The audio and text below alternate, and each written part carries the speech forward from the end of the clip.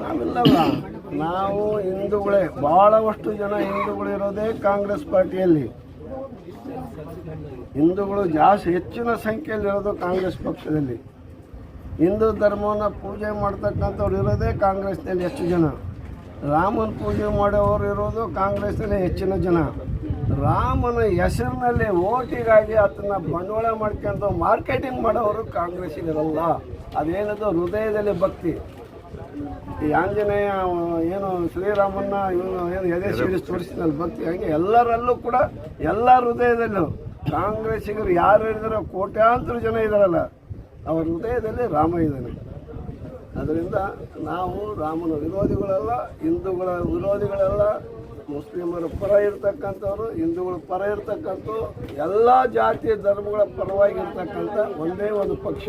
ಅದು 138 ವರ್ಷಗಳ ಕಾಲ ಈ ರಾಜ್ಯವನ್ನು ಕಟ್ಟಿರೋಂಥ ಪಕ್ಷ, ಈ ರಾಜ್ಯವನ್ನು ಅಭಿವೃದ್ಧಿ ಮಾಡಿರೋಂಥ ಪಕ್ಷ, ಎಲ್ಲರಿಗೂ ಶಿಕ್ಷಣ ಕೊಟ್ಟಂಥ ಪಕ್ಷ, ಎಲ್ಲರಿಗೂ ಅನ್ನ ಕೊಟ್ಟಂಥ ಪಕ್ಷ, ಎಲ್ಲರಿಗೂ ಭೂಮಿ ಕೊಟ್ಟಂಥ ಪಕ್ಷ, ಎಲ್ಲರಿಗೂ ಮನೆ ಕೊಟ್ಟಂಥ ಪಕ್ಷ.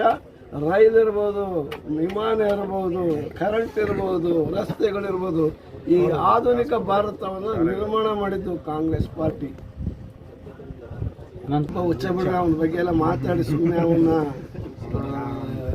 ಇನ್ನೂ ಸ್ವಲ್ಪ ಪ್ರಚಾರ ಮಾಡೋಕೆ ನಮ್ಗೆ ಇಷ್ಟ ಇಲ್ಲ. ರಾಜ್ಯದ ಮುಖ್ಯಮಂತ್ರಿ ವಿರುದ್ಧ ಆ ಥರ ಮಾಡೋದು ಹೇಳಿನ ಅವನ ಹುಚ್ಚ ಅಂತಂದ್ರೆ ಹುಚ್ಚನ ಬಗ್ಗೆ ಯಾರು ಮಾತಾಡ್ತಾರ? ಮಾತಾಡಿ ಬಂದರೆ ಅವನು ಇನ್ನೂ ಸ್ವಲ್ಪ ದೊಡ್ಡವನಾಗ್ತಾನೆ. ಅವನು ಬೆಳೆದ ಹಿನ್ನೆಲೆ ಸಂಸ್ಕೃತಿ ಅದಿರಬೇಕು, ಅದರಿಂದ ಆ ರೀತಿಯಾಗಿ ವರ್ತನೆ ಮಾಡ್ತಾನೆ. ನಾವು ಆ ರೀತಿ ಅಲ್ಲ.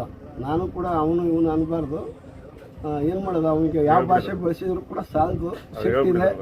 ಒಬ್ಬ ನಾಡಿನ ದೊರೆ ಮುಖ್ಯಮಂತ್ರಿ ರಾಮರಾಜ್ಯದ ಕನಸನ್ನು ಅನಾವರಣ ಮಾಡಿ ಕಾರ್ಯರೂಪಕ್ಕೆ ತಂದು ಲಕ್ಷಾಂತರ ಬಡವರ ಕಣ್ಣೀರನ್ನು ಒರೆಸಿ ಅವರಿಗೆ ಆತ್ಮಸ್ಥೈರ್ಯವನ್ನು ಮೂಡಿಸ್ತಕ್ಕಂಥ ಒಬ್ಬ ಜನನಾಯಕ, ರಾಷ್ಟ್ರವೇ ಮೆಚ್ಚುವಂಥ ಮುಖ್ಯಮಂತ್ರಿ, ಆರ್ಥಿಕ ತಜ್ಞ ಸಿದ್ದರಾಮಯ್ಯ ಅವ್ರ ಬಗ್ಗೆ ಹಗುರವಾಗಿ ಮಾತಾಡ್ತಾರಲ್ಲ, ಅವನ ಮನುಷ್ಯನ ಯಾರ ಮನುಷ್ಯ ಅಂತಾರ? ಅದರಿಂದ ಅವನೊಬ್ಬ ಹುಚ್ಚ.